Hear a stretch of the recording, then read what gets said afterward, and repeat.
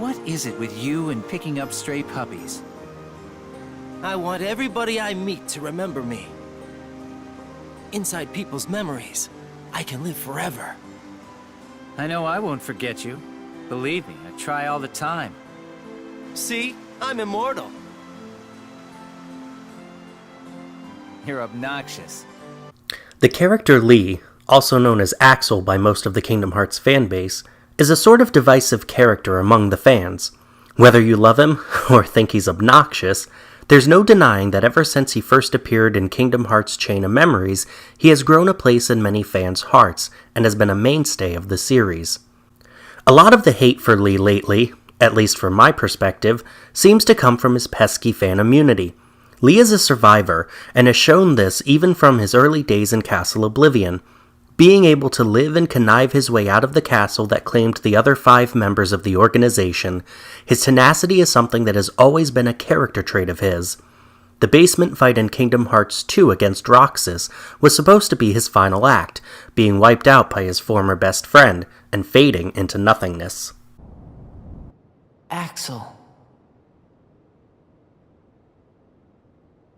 Let's meet again in the next life. Yeah, I'll be waiting.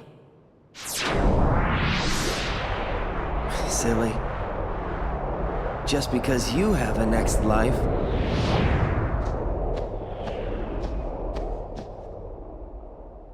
This scene was supposed to be the end of Axel. However, due to his huge popularity from Chain of Memories, series director Tetsuya Nomura decided that this would be the perfect scene for Axel to once more play possum. Axel appeared once again on Destiny Islands to kidnap and capture Kairi, a feat he hoped would bait out the darkness in Sora, giving the red-haired assassin just the advantage he needed to force Sora to succumb once more and bring back his best friend. This caused Axel's defection from the organization, and with enough encounters with Sora, although in reality he only had one true encounter with him after this, he decided to fight by Sora's side, proclaiming that Sora made him feel like he had a heart, just as Roxas once had. He vanishes, fading into nothing, giving his all into an attack to save his best friend Somebody by burning himself out in a suicide attack. The next time we saw Axel was in 358 Days Over 2, a prequel to Kingdom Hearts 2 that leads into the very title. We got to see the friendship between the two form, along with another member, Xion, who I'll get to in a little bit. We see the falling out that happens between Axel and Roxas, due to Roxas beginning to learn the truth about his place in the organization. After that, we see him in Birth by Sleep, an even larger prequel in the fact that it is set 11 years before the events of Kingdom Hearts 2 and Axel's death. Fans liked seeing their favorite character in his previous incarnations, and it never felt like Axel was overstaying his welcome, since his story arc was complete. That is until... Where? What happened to me? Roxas. That's me.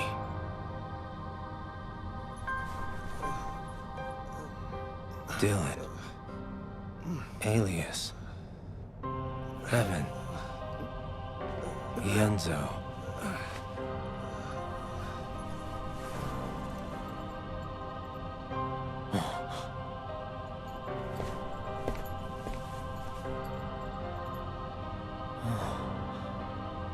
We're people again. It was at this point that many fans seemed to feel annoyed. People started making jokes and having fun at the fact that Axel had that pesky fan immunity. He was back, and this time it wasn't a prequel or a data simulation. This was Lee, the original Somebody of Axel, restored after the events of Kingdom Hearts 2. Yes, some of the other members were restored as well, but many people saw it as what it probably was, the resurrection of a fan-favorite character in order to milk the most out of him. It was this same game that, right at the end, revealed what many fans thought to be just an absurd notion, and one that I predicted before the game even came out, stripping the main character Sora from any true speciality he already had. You know I was gonna come swooping in, keyblade in hand. But I just couldn't get mine to materialize. Must be in the snap of the wrist or something. Oh. Now the fan favorite was also a Keyblade wielder, once again showing the fans that Sora was not really all that special for having one, but that is a topic for another time. A lot of people felt this cheapened the character's story arc from villain to minor antagonist, and finally to fallen anti-hero. Yes, anti-hero, because even in Kingdom Hearts 2, his motives were not entirely pure. He was not helping Sora out of the good of his heart, but instead was driven by his own selfish desires. What more could they possibly do to the character? How could Nomura possibly give him a meaningful role in Kingdom Hearts 3 that would not seem like simple catering to the fans? Could they pull off not only giving him a Keyblade, a move that seemed laughable and absurd, but also give him a meaningful story arc, and ultimately a reason for his role in the story to continue? That's what this video is hoping to explore, based on trailers and analysis of the character. So allow this to serve as your final official warning. This video is going to dive into analysis of the recent Kingdom Hearts 3 trailers, comparing them to the character's previous roles and what can be gleaned from him as a character. If you are trying to keep yourself safe from the Kingdom Hearts 3 trailers, and I understand completely if you are, then please go ahead and click away now. Do feel free to come back after the game has released and you have had a chance to play it, and see if my predictions were correct. With that, let's begin. So tomorrow, you and me in the ring. You ready? Don't hold back, Lee. Promise? Before I can go into my thoughts on what Lee's new story arc will be for the newest installment of the series, I need to bring up the background of one final character. But Jeffachu, wasn't your intro long enough? You may be asking. When are you going to get to the meat of the discussion? I understand your concern, but I promise it is integral to my theory and discussion. I would not be wasting my time going over it if it was not. So with that, we have to talk about Xion. Xion is a problem for the series, to put it kindly. Xion was the member that served the organization during the times of 358 over 2 days as a Keyblade wielder. Though never being a full member, as shown by Sykes, a puppet couldn't be part of the organization. Just count the seats here. We have and always will be 13. She was integral to the overall plot of the game. Xion has what I like to call fanfiction syndrome. Fanfiction syndrome is defined by me as a secret or hidden item or person that goes against the canonicity of the franchise it is taken from because the fanfiction author thinks it would be cool. Don't know what I'm talking about? Maybe these examples will help. Now, Yugi, I challenge you to a duel and you will lose because I hold the ultra-secret 8th Millennium item, which has the ancient spirit of God himself, along with all the abilities of the other Millennium items on top of its own unique powers. Oh crap, Goku! Frieza has the 8th Secret Dragon Ball, the one that can automatically summon Shenron without the others, but can do it twice before going maybe 100 feet away from us. Harry, we have to stop Voldemort from getting the 4th Deathly Hallow, since he has come back from the secret 9th, 10th, and 11th Horcruxes he's made. Are you starting to get what I'm talking about now? It's a person or item that you know is being created to serve as an additional something or someone to a pre-established set number of objects or people because the author thought it would make it unique or cool. And that's what Xion is. She's the secret 14th member of Organization 13. And what makes it even worse is her story is placed as a prequel to Kingdom Hearts 2, so you know that she's not going to last past the main story, so they have to come up with some contrived reason for no one to mention her in the main sequel to the original game. However, I do give props to the writers for allowing Sykes to get in that line before, showing that the organization never actually saw her as a true member, and also that although we all knew what her fate was going to be, I still teared up a bit at her passing. Xion! Who else will I have ice cream with? That line aside. Nomura and the Kingdom Hearts team have gone out of their way to make Xion relevant past her game and give her a connection to Sora once 2 was over. And for what it's worth, based on what they're doing and how they're telling the story, I do not have as much of an issue with Xion as I used to. Even to the point where I'm pro the return of Xion to the story, which deals heavily with what I believe Axel's role is going to be in the upcoming title. Xion's untimely end due to the machinations of the organization, Naminé messing with Sora's memories, Xion wanting to do the right thing, and Roxas' own hands, cause for a traumatic but heartfelt moment for Roxas. Xion! Who else will have ice? Cut that out. The rage of killing Xion causes Roxas to charge head-on to face Xemnas and get captured by Riku. But wait, wasn't there someone else there? Someone in that group of friends? Oh right, Axel! Axel was just as much a part of that gang also, to the point where he gets noticeably angry at the idea of Xion defecting. Shout out to Limit Form 72 to finding this comparison between Xion and Kairi. Please don't hold back, Axel. Promise. Don't hold back, Lee. Promise? This clip, along with the rest of the trailers, was the breeding ground for this theory and discussion, and I believe it is the ultimate role Axel will be playing in Kingdom Hearts 3. So, what is Lee's role going to be? I believe Lee's role in the story of Kingdom Hearts 3 will be figuring out the identity of the girl haunting his memories and rescuing her. This role could easily go to Sora or Riku, but I feel in order to give us the most emotional impact, it has to go to Lee. First off, let's go through why it is not Sora or Riku. Sora and Riku both have a slight awareness of who Xion is. Sora saw her in his dreams and interacted with her, and Riku had to answer a question from her in Sora's heart. They both have, on some level, an idea of who she is. Riku even interacted with Xion in days. However, neither of them had a strong connection to her. Sora never met her, and Riku, though he let her choose, ultimately had a grudge against her for keeping Sora sleeping as long as he was. Furthermore, Sora's main goal in Kingdom Hearts 3 appears to be to reclaim Roxas as an individual, not Xion, and Riku's main goal is to hunt the Realm of Darkness for Aqua. But how disappointing would that be? Oh hey, let me just stab my heart with this Keyblade real quick. Let's see, we got Ventus, Roxas, Naminé. Oh good, thanks Naminé. And, who are you? I'm Xion. Oh, that's nice. Cool. Glad you're alive too, I guess. Yeah, the fans would be happy, but it would lack that emotional impact. But what if it was someone similar to Sora? Someone who values friendship just as much as Sora. Someone who is being haunted by the memories of a friend he could not save. And that's the direction I think this arc is going. Above all else, Axel is the only one who seems to show any true cognizant awareness of Xion's existence. His time with Kairi is allowing him to see Xion inside of her. And just listen to his delivery on this line. Who are you?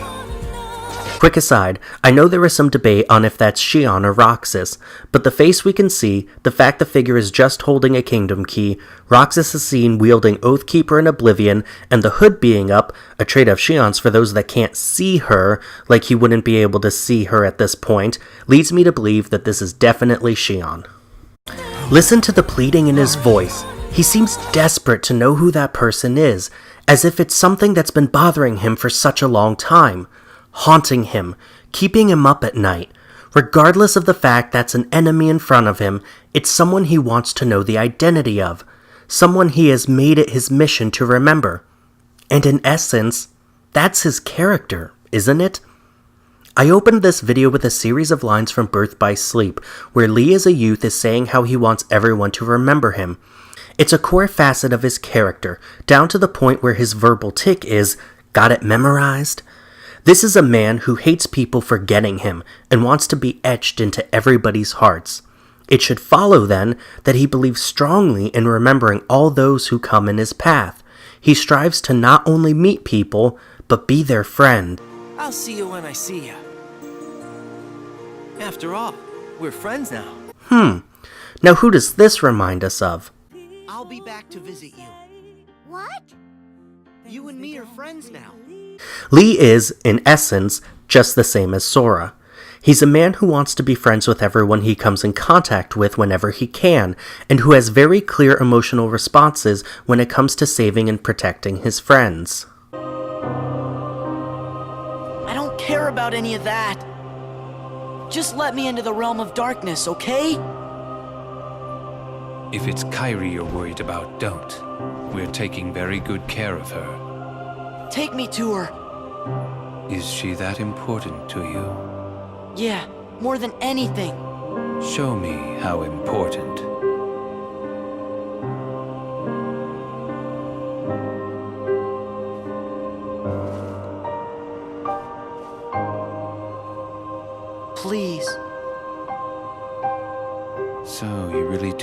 for her? In that case, the answer's no. You rotten! I've decided that I have to go back to where I belong. Well, to be honest, I always felt that was best right from the very beginning. But you know, it still really bugs me. Something about this just stinks. It's for the good of everyone. But how do you know that? Everybody thinks they're right. This is right. They're gonna destroy you! Please don't hold back, Axel. Promise.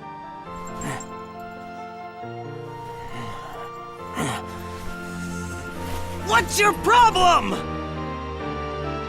You both think you can do whatever you want. Well, I'm sick of it. Go on, you just keep running. But I'll always be there to bring you back! He is a man who has put himself on the line again and again to save those he cares about. Promises to keep. I'll always be there to get my friends back. Even with Sykes, who it was clear he had fallings out with while in the organization, is someone he cares deeply about and is not willing to give up on just yet. In time, I awakened to a new purpose. Look at his hand, the ice cream, the symbol of the friendship he shared with Roxas and Shion. Though Sykes didn't take it, it's clear he was trying to give it to him, to extend that friendship to his former friend, the one he cared about most before their lives changed forever. A man who values his friends and would do anything he can to save them, putting his life at stake just for the chance to keep them safe, is the type of man who would be near broken at having forgotten someone he knows he should remember.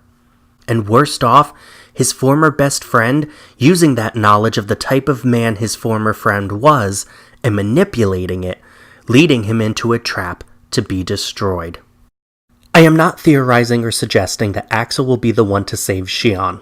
I think that role has to be Sora's, but I do think that when we see Axel, he will be searching for the answers to the mystery of the girl in his mind that looks so much like his new friend, using his Keyblade to cut through the darkness to rescue the girl trapped inside, similar to his goals in Kingdom Hearts 2 in trying to see Roxas again, his will and his strength to survive pulling him through. A man who, as a character, people were getting sick of seeing. A character people would feel would be wasted at this point with an arc already completed. And yet, he still had one final arc to fulfill. And with this story, through the strength of his character and the love he shows for his friends, that when Sora does return Shion to life, the emotional impact will not come from Sora having simply saved her, but from Lee falling to his knees, his memories restored, and a tear in his eye simply saying, "Shion, I looked everywhere for you." So guys, what did you think of this theory? This is my first step into crafting a theory that I've put into a video form, and I am very proud of it. It was very difficult and certainly time-consuming, but something I am thrilled to have accomplished. Special shout out once more to LimitForm72 for coming up with the connection that I could not stop thinking about that ultimately led to me coming up with this theory. If you liked this video, I would please ask that you leave a like and let me know in the comment section below. I'm a small YouTuber, but if this could even get 100 views, it would mean the world to me. At the very least, share it with your Axel friends. And one more special shout out to Quentin Flynn for voicing Axel and Lee. I got the chance to meet him a few years ago, and he was a super cool dude. With all of that said, I've been Jeffachu, you guys are my friend to choose, and I hope you all do something nice for yourselves today.